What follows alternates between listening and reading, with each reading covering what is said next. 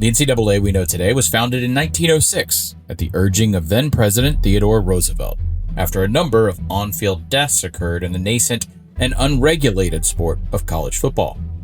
But despite their initial mission of player safety, the NCAA quickly found a new and profitable purpose: to fiercely legislate against and police the concept of amateurism, wherein athletes playing sports for the NCAA member schools do not receive any monetary compensation or benefits for their efforts. And as profit margins for colleges, leagues, and the NCAA itself exploded in the television era, the glaring hypocrisy of the NCAA became an increasingly noticeable public relations liability.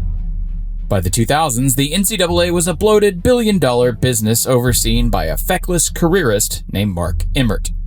With their own internal enforcement system, fake cops, and appointed committees, fake courts, to determine infraction penalties, fake laws and punishments, the fun police from hell operated with a twofold plan of preserving their business model of unpaid skill labor while convincing the public and their member institutions that they had any relevant purpose beyond that.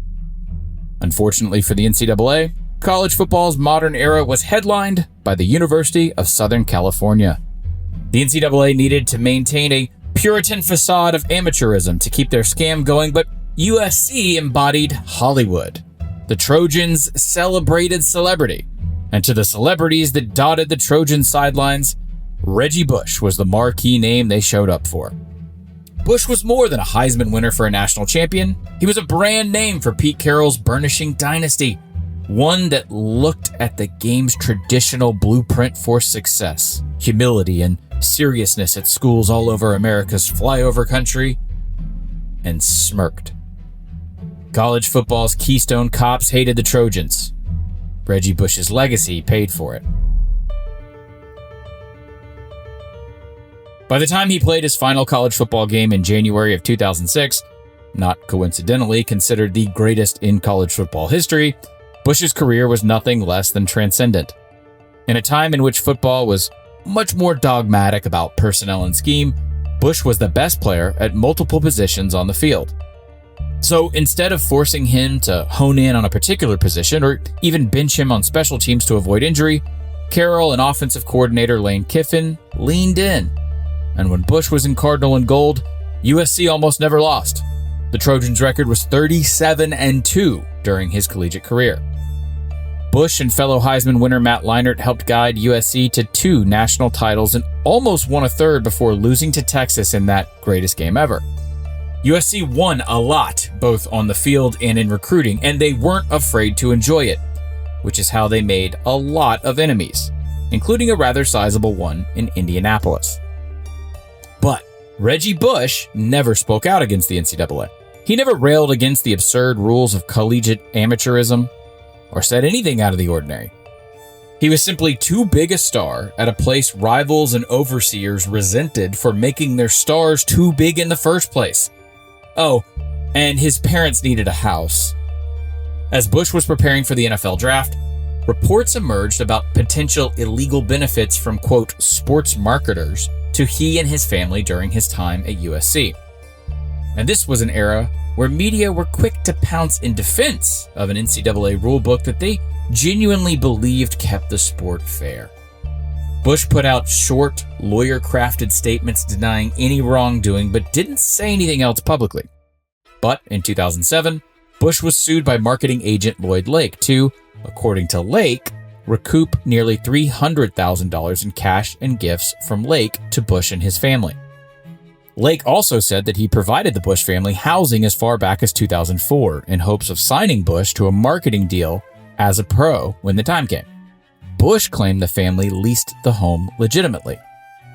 This act, technically the family's alleged acceptance of those gifts, retroactively violated Bush's amateur status with the NCAA, whose enforcement team opened an investigation into the Southern Cal athletic department across multiple sports.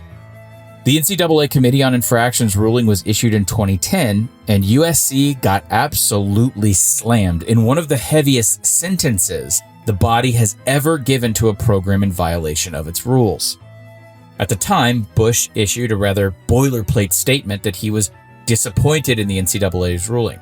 In 2020, though, Bush finally opened up about his emotions regarding the penalties. Then USC AD Pat Hayden initially told reporters that Bush contacted him to apologize for, quote, poor decisions that led to the NCAA investigation. But then backtracked later, telling the Los Angeles Times Bush never admitted wrongdoing and was simply contrite. Even more out of the ordinary than the NCAA's heavy hand was their attack on Bush specifically. Since Bush was already in the NFL, where the NCAA has no control, the only measure the NCAA could even attempt to punish him was to erase his accomplishments. So they did. USC was forced to totally disassociate with Bush for 10 years starting in 2010. This meant USC could make no mention of Bush, hang a picture of him on the campus, or acknowledge that he ever played there. Reggie Bush, USC Trojan, one of the most exciting college football players of his generation, was decreed not to exist in retrospect. The NCAA's appointed infractions committee chair for the USC case was Miami athletic director Paul D., who delivered a famous line at the ruling, quote, high-profile players merit high-profile enforcement. But Bush's fall was far from broken. The FWAA, the Football Writers Association of America, announced that they would no longer recognize the Trojans as 2004 national champions, endorsing the NCAA's decision. Bush and USC were pilloried by the media, and he was reframed as a cheater and a fraud despite not committing any act that affected or changed his on-field performance.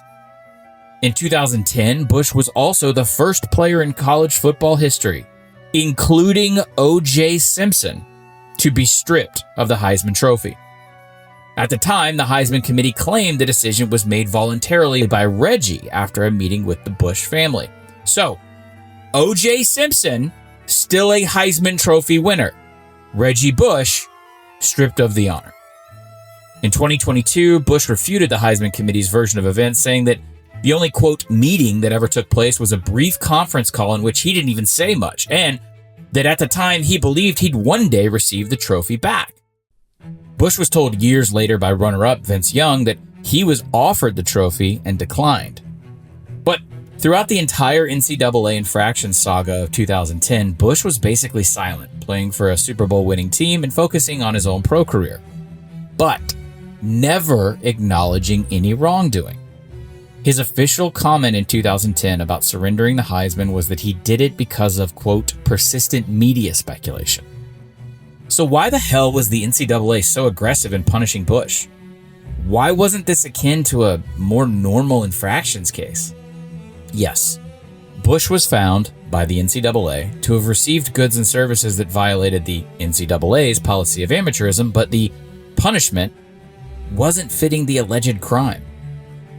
It was always assumed that USC's roguish attitude and showbiz demeanor enraged college sports traditionalists, most of whom work at or serve on committees, like the Committee on Infractions for the NCAA. But very soon, a lawsuit would reveal it wasn't just a widely held assumption. It was a fact. The NCAA as an institution hated USC. In 2011, ESPN.com reporter Ted Miller encountered an industry source who confirmed that, quote, USC was punished for its USC-ness, that Pete Carroll's open-door policy created favoritism by the media, and the welcoming of celebrities was an unfair recruiting advantage. Quote, it wasn't against the rules, but everyone hated it, the source said. That was just the start. Buried in the slew of punishments issued to USC by the NCAA, now former USC running backs coach Todd McNair was hit with something called a show cause penalty for having knowledge that Bush allegedly took improper benefits. So McNair sued the NCAA in real court for what he alleged was a campaign of malice that cost him his own career. Years into the legal process, the suit created a 500-page document dump of emails by NCAA employees and committee members made public in 2015 after the NCAA begged various judges not to unseal them. McNair was right. The NCAA did way more than just impartially police one of its member institutions for a violation. In one email, the NCAA's coordinator of appeals compared improper benefits to USC players to the Oklahoma City terrorist bombing in 1995. In another, errors in the investigation were openly discussed. Damning as it was, the McNair case did not change the penalties against USC or Bush, and the NCAA got what it ultimately wanted. The Trojans fell from the top of college football, and the governing body could boast that decline as a scarecrow to other schools. Except the NCAA was next. From 2010 to 2020, the 10 years that Bush and USC were forcibly estranged, the NCAA began to rot from the inside and battle a severe change in public opinion on the outside. Right after their ruling against Southern Cal, the NCAA massively bungled a case against the University of Miami, in which NCAA investigators were caught lying in interviews, and lawyers were paid to get their clients to cooperate with the NCAA. Ironically, the same Paul D., who served on the committee that crushed USC and publicly admonished Bush, was running a program far more, quote, out of control by the NCAA standards. The Miami scandal and the investigators' misbehavior was so embarrassing, the entire enforcement department of the NCAA was flushed out, restaffed, and reorganized. But in 2017, the Baylor football sexual assault scandal drew silence from NCAA enforcement. Because despite a culture that protected multiple rapist student athletes from various sexual assaults, including victim intimidation, there was no improper benefits or NCAA-specific violations to be found. Year after year, waves of other mismanaged NCAA enforcement cases started to wear down the NCAA's credibility, and cultural sentiment shifted against the amateurism model as college sports revenues exploded. Then, in 2021, the Supreme Court itself crushed the NCAA in a 9-0 unanimous vote that ruled college athletes had a constitutional right to profit off of their own name, image, and likeness. Scrambling to catch up, the NCAA amended its bylaws to permit revenue to its student athletes for name, image, and likeness, or NIL. Now, Bush's crime of receiving a fraction of what he was worth at the height of his celebrity and marketability was officially within the rules of the NCAA. Meanwhile, Bush's NFL career ended in 2017, and he was warmly welcomed back by USC in 2020 at the end of the 10-year disassociation. He also became a college football analyst on Fox.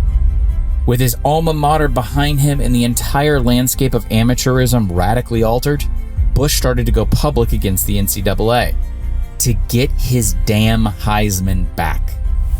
On the I Am Athlete podcast, Bush said that the NCAA investigation was, quote, sloppy, and claimed that the NCAA never looked into the potential that Lake and his business partner, both convicted felons, were blackmailing the Bush family. Bush also sent out a series of cryptic tweets about the NCAA, potential hush money, and Emmert, but as of 2023, nothing has come of his promise. In January of that year, Bush was selected to join the College Football Hall of Fame. Unlike press associations, the National Football Foundation, who runs the Hall of Fame, has never litigated inclusion against the rules of the NCAA. But the game's highest individual honor still eludes Bush. He officially requested reinstatement of his 2005 win of the Heisman to the trust on the very day that NIL became permissible within NCAA rules in 2021. He also publicly requested that his stats at USC be officially reinstated. Of course, the trust immediately chickened out and passed the buck to the NCAA, claiming they'd love to welcome Bush back to the family if the NCAA cleared him. With a chance to make amends and create a mea culpa for their now publicly confirmed bias and wrongdoing, the NCAA displayed their reliable consistency in showing an absence of any character, issuing a statement that Bush was a recipient of pay-for-play during his time at USC, an allegation that to this day was never proven publicly, and the NCAA also announced they wouldn't revisit previous cases in light of NIL. To this day, the Heisman record is blank for the 2005 season.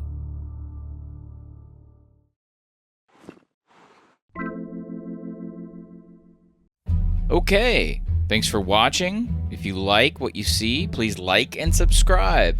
Follow us at Secret Base. And if you want more beef, click here.